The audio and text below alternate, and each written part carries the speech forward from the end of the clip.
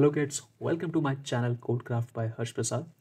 मेरा नाम है हर्ष प्रसाद और आप मुझे हर्ष भैया बुला सकते हैं। इस सीरीज़ में हम लोग देख रहे थे हमारा चैप्टर नंबर 5 और आज है हमारा lecture number 42। Chapter number 5 that is getting started with Python और आज हम देखेंगे उसका question number 4 that is add a pair of parenthesis to each expression so that it evaluates to true. ठीक है, तो नीचे हमें तीन एक्सप्रेशंस दे रखे हैं। ठीक है, इन तीनों एक्सप्रेशंस में हमें पेरेंथेसिस यानी कि ब्रैकेट्स जिन्हें हम बोलते हैं वो कुछ इस तरीके से हमें यूज़ करने हैं कि जो ये स्टेटमेंट्स हैं, ये जो एक्सप्रेशंस हैं, हमारा फाइनल आउटपुट क्या दे, हमारा final output as true they. ठीक है, तो पहले हम लोग ये सब देख लेते हैं कि आफ्टर ऑल ये एक्सप्रेशंस हैं क्या और कैसे हम लोग इनकी हेल्प से ट्रू रिजल्ट जनरेट करेंगे। ठीक है, तो पहले हम देख लेते हैं कि ये जो हमें एक्सप्रेशंस गिवन थे, इन एक्सप्रेशंस को हम लॉजिकल एक्सप्रेशंस कह सकते हैं या फिर बूलियन एक्सप्रेशंस भी कह सकते हैं। बूलियन एक्सप्रेशन भी कह सकते हैं। क्यों कहते हैं? बिकॉज ये एक्सप्रेशंस का जो फाइनल आउटपुट होता है या जो रिजल्ट होता है, it always gives either true और फॉल्स। ठीक है, यानी कि एक्सप्रेशन का जो फाइनल इवेलुएट करने के बाद रिजल्ट आता है वो या तो ट्रू होता है या तो फॉल्स होता है। ठीक है, और कैसे होता है? अगेन, या तो कंडीशन सेटिस्फाई करेगा तो ट्रू हो जाएगा, सेटिस्फाई नहीं करेगा तो फॉल्स हो जाएगा। ठीक है, ये तो हो गया एक्सप्रेशंस के बारे में। अगला पॉइंट हम ये देख लेते हैं इस क्वेश्चन में आगे बढ़ने से पहले कि हम लोग ट्रू को अगर न्यूमेरिकल्स में या फिर बिट्स में या न्यूमेरिकल वैल्यू में कोड के अंदर यूज़ करते हैं तो वो किसके बराबर होता है? That is equivalent to 1। ठीक है, यानी कि न्यूमेरिकल 1। और फॉल्स सिमिलरली अगर हम उसे न्यूमेरिकल या बिट्स में देखें तो वो किसके इक्विवेलेंट होता है? वो इक्विवेलेंट होता है 0 के। ठीक है, क्योंकि इक्वेशंस में हम लोग जब सॉल्व करेंगे तो पीछे बैकग्राउंड में जो इवेल्युएशन होगा वो वंस और ज़ीरोस के फॉर्म में ही होगा। ठीक है, यानी कि वो ट्रू और फॉल्स को आइदर 1 या 0 रख के ही इवेल्युएट करेगा। ठीक है, नेक्स्ट चीज़ हम लोग देख लेते हैं कि सिंस यहाँ पे हमें पेरेंथेसिस का यूज़ करना है तो आफ्टर ऑल पेरेंथेसिस का यूज़ यहाँ पे क्या होगा? पेरेंथेसिस कुछ नहीं करेंगे, वो इस गिवन एक्सप्रेशन में पेरेंथेसिस को अगर मैं देखूँ तो पेरेंथेसिस क्या करते हैं, उनकी जो प्रायोरिटी होती है,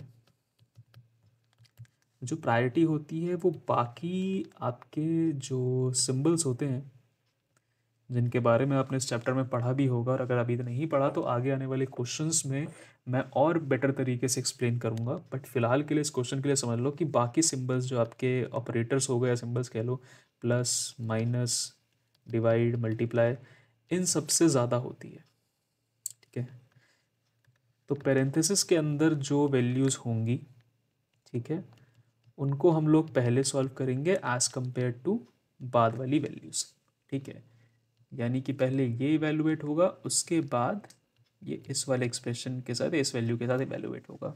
ठीक है, एंड एक चीज़ और यहाँ पे देख लो आगे बढ़ने से पहले, दैट इज़ ये जो डबल इक्वल टू है, it is not similar to single equal to.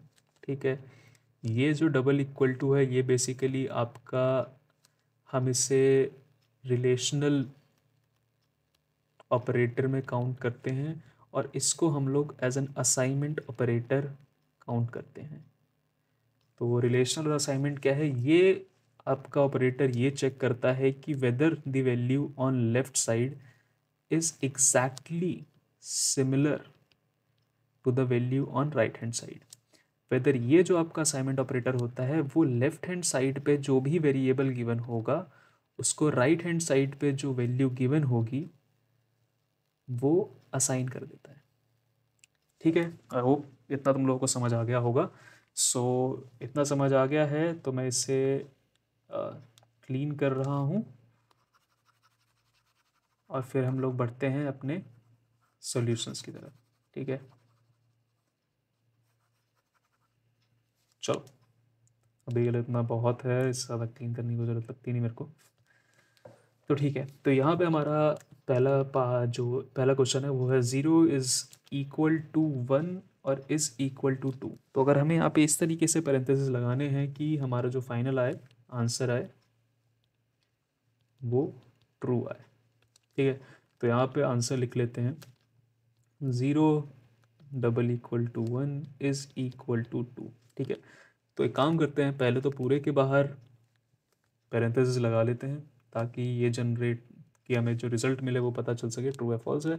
उसके बाद हम लोग 1 और 2 के बीच में, इस वाले एक्सप्रेशन के बीच में हम लोग पैरेंथेसिस लगा देंगे। हमने क्यों लगाया कि जब ये वाला एक्सप्रेशन इवेल्युएट होगा तो वो क्या जनरेट करेगा, क्या 1 2 के बराबर होता है कहीं पे भी? ठीक है, नहीं होता ना। या फिर कह दूँ 2 3 के बराबर होता है क्या? नहीं होता। 2 2 के बराबर होता है? जी बिल्कुल होता है। तो यहाँ पे अगर देखें 1 2 के बराबर है, नहीं है। तो जब 1 2 के बराबर है ही नहीं तो ये क्या जनरेट करेगा? फॉल्स। फॉल्स जनरेट करेगा, या फिर I will say that will be equivalent to 0। ठीक है, इस एक्सप्रेशन में वो 0 को डिपिक्ट करेगा। ठीक है, तो जब अगले स्टेप में वो इवेलुएट करेगा तो 0 इज़ डबल इक्वल टू 0। क्या 0 इज 0 के इक्वल है? That is true. बिल्कुल सही बात है, 0 0 के इक्वल होता है। तो जैसे ही अगले स्टेप में वो जाएगा तो वो रिजल्टेंट क्या दे देगा? ट्रू। और हमारा जो डिज़ायर्ड आउटपुट है वो हमें मिल जाएगा। ठीक है, आई होप इतना समझ आ गया। अगेन बहुत ईजी क्वेश्चन है यार, इतना दिमाग मत चलाना। बट हाँ, मेरी कोशिश ये रहेगी कि तुम्हें हर चीज़ समझ आए ताकि वैल्यू चेंज हो जाए या फिर क्वेश्चन पूछने का तरीका चेंज हो जाए, तुम्हारे बेसिक कंसेप्ट स्ट्रॉन्ग हो। ठीक है, अगले क्वेश्चन पे चलते हैं। दैट से बी पार्ट से that 2 + 3 is equal to 4 + 7 is equal to 7। तो किस तरीके से ट्रू करना है वो देख लेते हैं। तो फिर से अगेन इसे ब्रैकेट में, कंबाइंड ब्रैकेट में लिख लेते हैं। Is equal to 4 + 5 + 7। ठीक है, तो एक काम करते हैं, पहले हम इस वाले एक्सप्रेशन को सॉल्व कर लेंगे, उसके बाद इस पूरे ब्रैकेट को एक साथ सॉल्व कर लेंगे। ठीक है, अगेन प्लस की जो प्रेसिडेंस है वो ज़्यादा होती है एज़ कम्पेयर टू दिस। ठीक है, तो पहले ये ब्रैकेट सॉल्व होने के बाद, फर्स्ट स्टेप में ब्रैकेट सॉल्व होने के बाद सेकेंड स्टेप में आपकी एडिशन होगी। एडिशन कैसे होगी कि ये तो आपको 0 दे देगा। Again 3 is not equal to 4, तो वो फॉल्स हो जाएगा। फॉल्स हो गया तो वो आपको 0 दे देगा। तो 0 के बाद क्या होगा? 2 + 0 + 5। ठीक है, इज इक्वल टू 7। तो अगेन प्लस की जो प्रेसिडेंस है, मैंने अगेन कहा प्रायोरिटी जो है प्लस की एडिशन की, वो वो डबल इससे ज़्यादा है। ठीक है, तो पहले ये ऐड हो जाएंगे आपस में। ऐड होने के बाद क्या होगा कि ये आ जाएगा 7 इज इक्वल टू 7। फिर ये कंडीशन चेक करेगा कि is 7 is equal to 7, will say yes. जैसे ही यस होगा दैट मीन्स ट्रू और हमारा डिजायर्ड आउटपुट आ जाएगा। बेसिकली प्रायोरिटी करेक्ट वर्ड नहीं होगा, बट मैं ये कह सकता हूँ कि इवैल्यूएशन पहले होगी, उसके बाद कंडीशन चेक करी जाएगी। अगर मैं ये कहूँ तो ये ज़्यादा सेंस बनाएगा। ठीक है, कि पहले एडिशन हुआ, उसके बाद आपका जो कि है कंडीशन चेक हुई। बट इन दिस केस अगर ब्रैकेट आ गया है तो वो एडिशन से ज़्यादा उसकी प्रेसिडेंस होती है। सो दैट्स वाई आपका ये वाला जो ब्रैकेट है वो पहले सॉल्व हुआ। ठीक है, सो आई गेस इसमें कोई डाउट नहीं हुआ है। अगर कोई डाउट है तो तुम लोग मेरे से कमेंट सेक्शन में पूछ सकते हो, मैं वहाँ पे डाउट सॉल्व कर दूँगा। ठीक है, थर्ड क्वेश्चन, थर्ड पार्ट जो इसका लास्ट पार्ट है, वहाँ पे फिर से लिख लेते हैं बड़े ब्रैकेट में 1 <- 1 इज़ इक्वल टू 3 > 4। तो ठीक है, इसको अगर हम ब्रैकेट में रख लें और इन दोनों को अगर हम ब्रैकेट में रख लें तो आई गेस हमारा आंसर का सॉल्यूशन हमें मिल जाएगा। दैट इज़ अगेन -1 1 से बड़ा किसी भी केस में नहीं हो सकता। तो ये जो है वो आपको 0 या फॉल्स जनरेट करके देगा। ठीक है, सिमिलरली 3 आपका किसी भी केस में 4 से बड़ा नहीं हो सकता, तो ये भी आपको 0 जनरेट करके देगा। सो अगले पार्ट में जब ये सेकंड स्टेप में से इवेलुएट करेगा तो हमारा जो आंसर होगा वो ट्रू होगा, क्योंकि 0 is equal to 0 and that is why our final output will be true. So इस तरीके से हमको पेरेंथेसिस का यूज़ करके अपना सॉल्यूशन जो था वो डिसाइड आना था, that was true. So that's it from this video. मैं ये कहूँगा तुमने 3-4 चीज़ें सीखी कि बुलियन एक्सप्रेशंस और लॉजिकल एक्सप्रेशन को कैसे होते हैं, ट्रू और फॉल्स को किस तरीके से हम लोग डिनोट करते हैं, और इस पेरेंथेसिस की जो प्रेसिडेंस होती है फिर जो प्रायोरिटी होती है वो किस तरीके से डिफाइन होती है।